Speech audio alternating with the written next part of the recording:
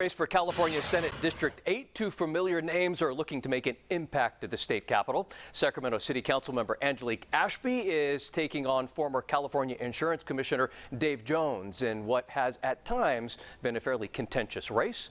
Thanks for joining us tonight. I'm Eric Harriman. And I'm Nikki Lorenzo. The newly redrawn District 8 contains much of the district currently represented by Senator Dr. Richard Pan. So the redrawn district includes the city of Sacramento, then extends from Rio Linda to the north to Elk Grove in the south. Fox 40's Karma Dickerson introduces us to the candidates.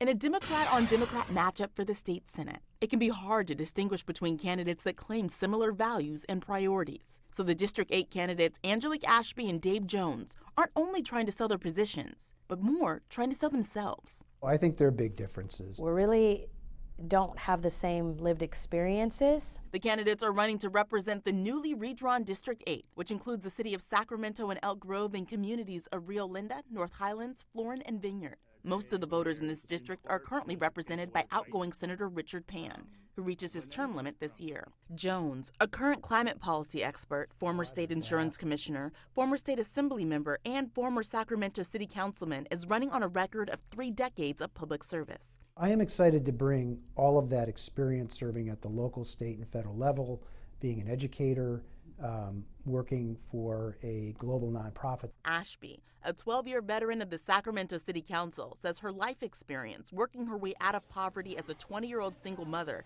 and going on to earn a law degree gives her a unique perspective.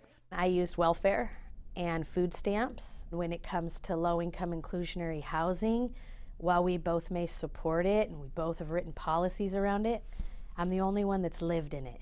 When asked about their top 3 priorities if elected, Jones said homelessness, expanding economic opportunities and shoring up infrastructure, and addressing climate change. Ashby says her top focuses will be bringing resources to the district, championing women's and diversity issues, and addressing homelessness. With regard to homelessness, which both candidates have addressed during their time as city council members. It's a failure of leadership in my view, and so I aim to change that.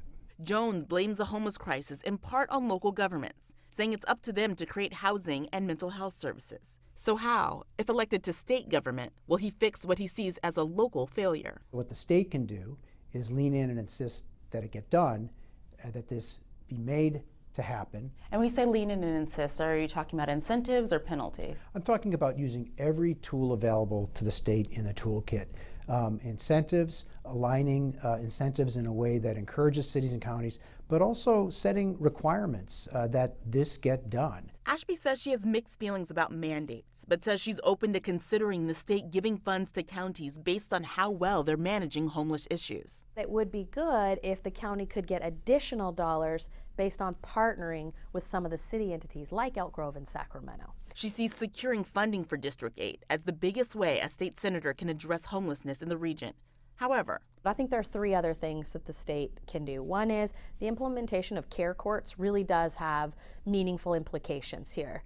And it really leads to the second one, which is mental health facilities. Some form of bringing back redevelopment, even if it's just for low and very low income housing with wraparound services. And when it comes to how they see the role of a state senator, balancing the needs of their district with what's best for California as a whole, both candidates say District 8 would be their first priority. What I bring to this is a record of accomplishments in a variety of positions. That experience puts me in the best position to deliver for this region. I do feel like I have a reputation for being a bit of a fighter for my corner of the world. I'm trying to grow that corner of the world, and put me in the ring.